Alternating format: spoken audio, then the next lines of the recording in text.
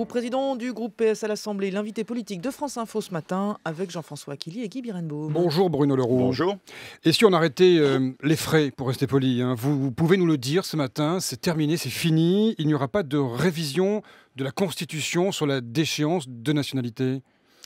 Avons-nous besoin d'une révision de la Constitution? C'est la seule question qui doit se poser au moment où chacun s'exprime, où une lecture a eu lieu à l'Assemblée, où une lecture a eu lieu au Sénat. Avons-nous besoin d'une révision constitutionnelle? Et au moment où je me pose cette question, moi j'y réponds sans hésiter, oui.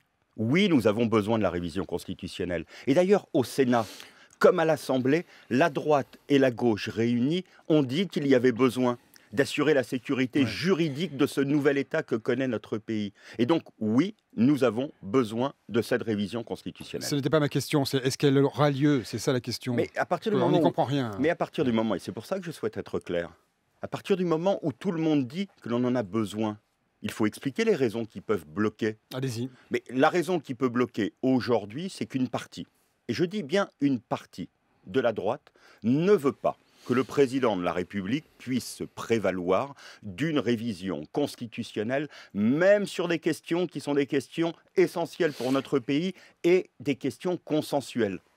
Parce que la révision constitutionnelle sur l'état d'urgence est une question consensuelle, nous l'avons montré à l'Assemblée nationale. Donc vous dites que c'est la faute supérieur à la de droite sénatoriale, c'est ça que vous dites? Mais je ne comprends pas la position de la droite sénatoriale.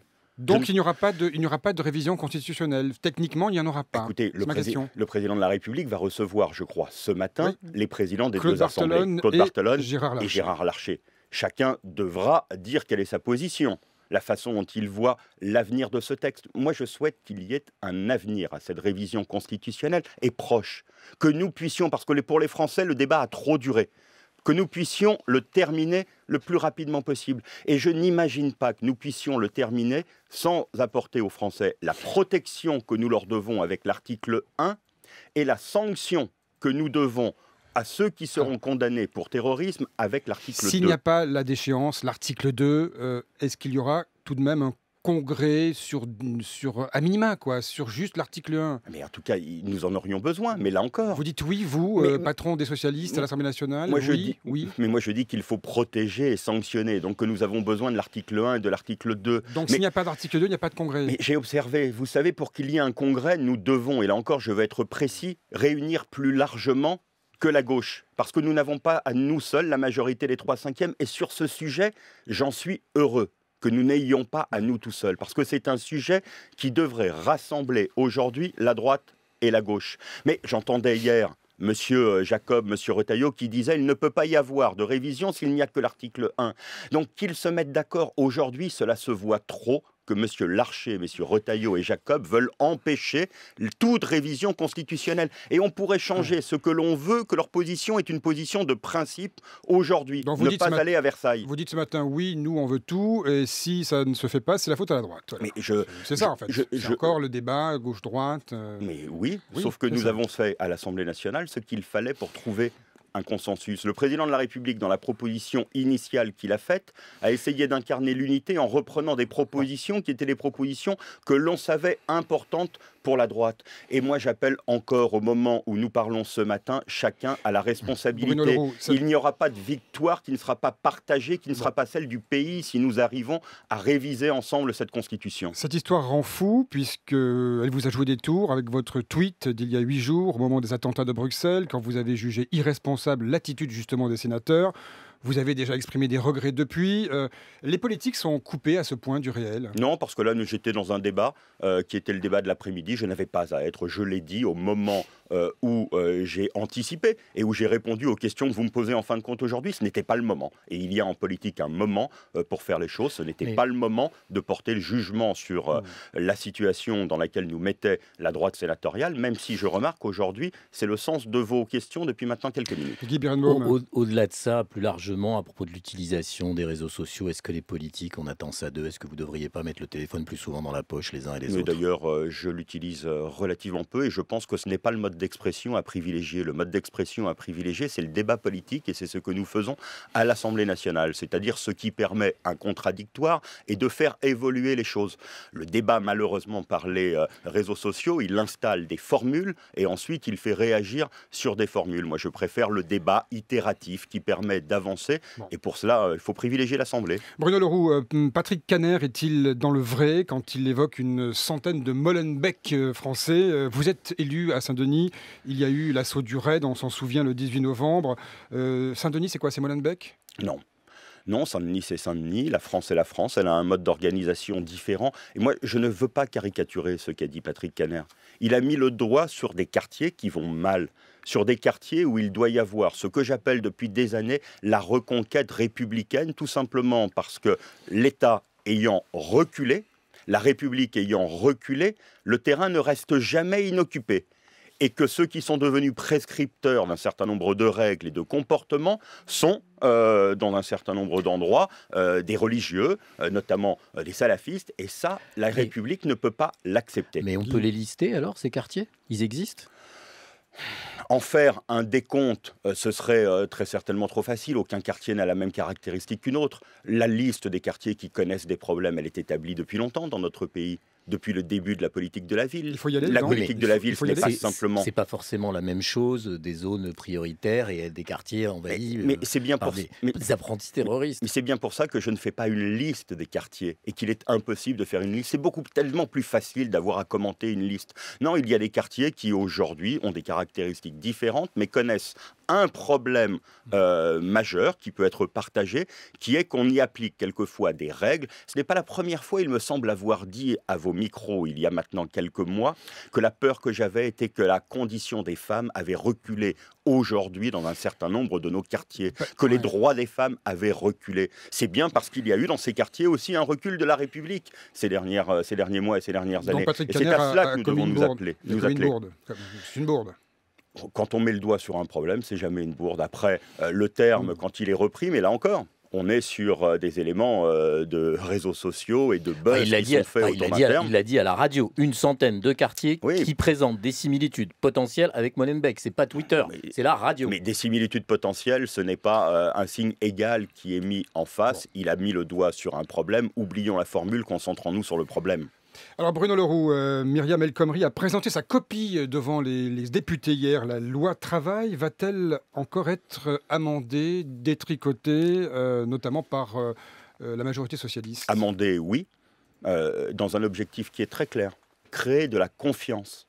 Ce texte n'est là que pour créer de la confiance. Confiance de la part de nos entreprises, confiance pour les salariés, confiance dans ceux qui sont au chômage et qui se disent « tiens, on met en place un outil pour nous permettre de réaccéder à un emploi, de réaccéder à une situation moins précaire que celle que nous connaissons. » Et confiance des chefs d'entreprise qui disent « on y voit plus clair dans les procédures, dans la paperasserie, dans la façon dont aujourd'hui on nous empêche de créer, on nous empêche d'aller de l'avant. » Eh bien, c'est ce double mouvement que je veux réunir. Donc oui, le texte sera bien entendu étudié et amendé, pas détricoté. Que dites-vous aux syndicats hostiles, aux jeunes notamment, qui manifestent de nouveau demain contre le texte?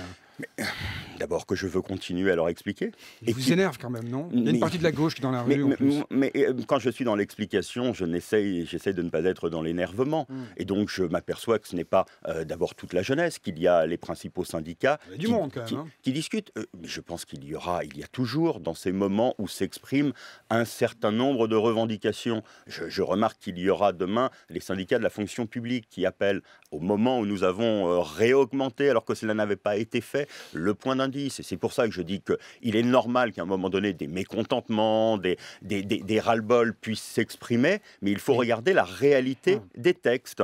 Et quand nous cherchons à faire progresser le pouvoir d'achat des fonctionnaires, quand nous cherchons à faire reculer la précarité des salariés, cela doit être pris en compte. Mais quand vous avez dit, puis répété, que le 49.3 favorisait la discussion, c'est parce que vous voulez le prix de l'humour politique ou c'était juste pour les énerver plus? Non, c'est parce que le 49.3, mais là-dedans encore, je veux être très clair, le 49.3 est un outil constitutionnel dont le gouvernement peut avoir l'usage. Ça ne favorise pas la discussion. Et ça favorise la vraie discussion, c'est-à-dire que ça empêche les blocages. On sait très bien quand on veut rentrer dans un débat pour le bloquer, il y a cet outil. Quand on est dans une véritable discussion, et le président de groupe que je suis n'accepterait pas que l'on envisage le 49.3 s'il y a une discussion qui s'engage. Et la discussion, elle n'a pas besoin d'avoir des caractéristiques. Je ne demande pas à ce qu'elle soit ni apaisée, ni... Je demande à ce qu'elle soit constructive. Et quand il y a une discussion constructive, alors il n'y a jamais besoin de 49.3. Mais ça veut dire qu'en l'état, il est toujours sur la table.